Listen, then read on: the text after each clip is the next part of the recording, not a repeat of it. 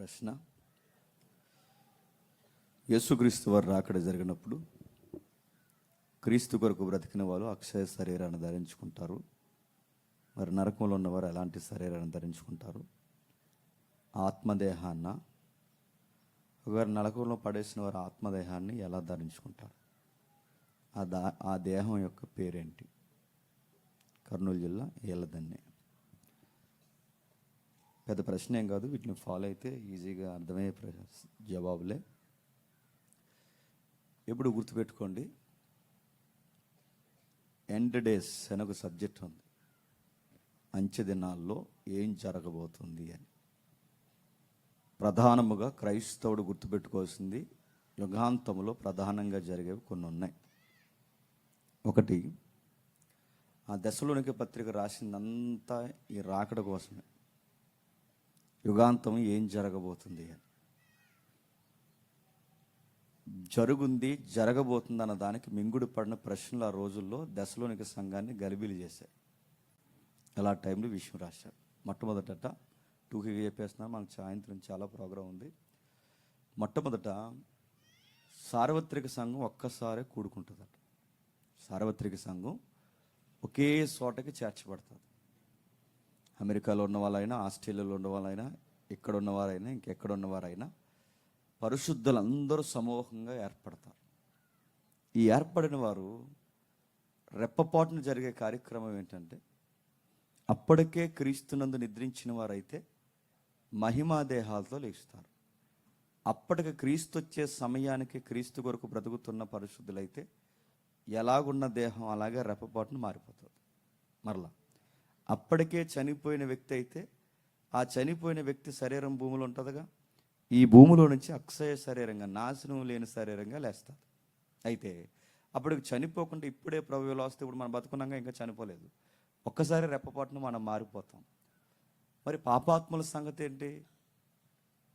వాళ్ళే దేహాన్ని ధరించుకుంటారు, వాళ్ళు కూడా మహిమ దేహాన్ని ధరించుకుంటారు. అదేంటి? అది ఎట్లా కుదురుద్ది? ఎట్లా కుదురుద్దో యోహాను సువార్త ఉందో ఒకసారి చూడండి. యోహాను సువార్త 5వ అధ్యాయం, యోహాను సువార్త 5వ అధ్యాయం 28-29 వచనాలు చూడండి. దీనికి ఆశ్చర్యపడకుడి. ఒకరు చదవండి. ఒక కాలం వచ్చుచున్నది, ఆ కాలము సమాధుల్లో ఉన్నవారు అందరూ ఆయన శబ్దము విని, మేలు చేసిన వారు జీవ పునరుద్ధానానికి, కీడు చేసిన వారు తీర్పు పునరుద్ధానానికి బయటకు వచ్చేదరు. అడుగుతున్నాను, సమాధుల్లో ఉన్నవారు అందరూ లెగుస్తారా? కొందరు లెగుస్తారా? అందరూ. మంచోడు చెడ్డోడు, మంచోడు చెడ్డోడు. అదేంటి? మంచోడు లేస్తే బాగానే ఉంది, చెడ్డోడు ఎందుకు? చెడ్డోడు ఎందుకంటే మేలు చేసిన వారు మేలును అనుభవించడానికి, మేలు చేసిన వారు నిత్యత్వాన్ని అనుభవించడానికి మహిమా దేహాలు ధరించుకుని నిత్యత్వానికి వెళ్ళిపోతారు. కీడు చేసిన వాడు మహిమా దేహాన్ని ధరించుకొని నిత్యము కాలడానికి నరకానికి పోతాడు.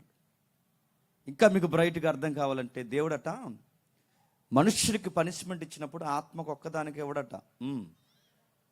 ఆత్మను శరీరమును నరకములో నశింపజేయగలవానికి మిక్కిలి భయపడు. ప్రస్తుతానికి పనిష్మెంట్లన్నీ ఆత్మలకు జరుగుతున్నాయి. ఇంకా పనిష్మెంట్ దేనికి స్టార్ట్ అవ్వలేదో తెలుసా? శరీరానికి స్టార్ట్ అవ్వలేదు. ఎక్కడున్నాయి బాడీస్ అన్నీ? రెస్ట్లో ఉన్నాయి. ఈ రెస్ట్లో ఉన్నవన్నీ ఒక రోజు లేస్తాయి. అది మంచోడు దేహం అయితే అది మహిమగా మారిపోయి నిత్యత్వానికి పోతుంది.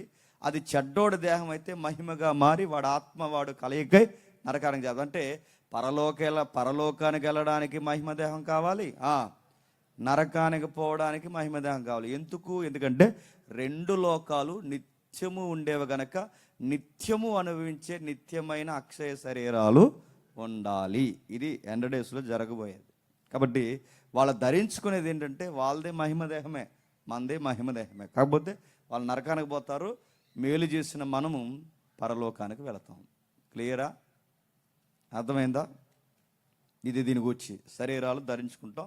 అందుకే బైబిల్ ఏమంటుందంటే, ప్రభువునందు మనకున్న ధైర్యం ఏంటంటే మరణించినను తిరిగి మనం లేస్తాం. అందుకే యేసుప్రభుని నమ్ముకుంటున్నారు. ఎందుకు నమ్ముకుంటున్నారంటే జీవితం మళ్ళీ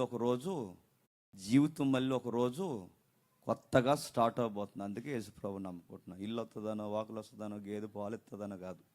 ఎందుకు ఆయన నమ్ముకుంటామంటే ఒక న్యూ జనరేషన్ మళ్ళీ స్టార్ట్ అవుతుంది. ఒక నూతన యుగం మన కొరకు ఎదురు చూస్తుంది. అంటూ యేసుక్రీస్తు వారిని నమ్ముకుంటాం. దేవుడు మిమ్మల్ని దీవించును గాక.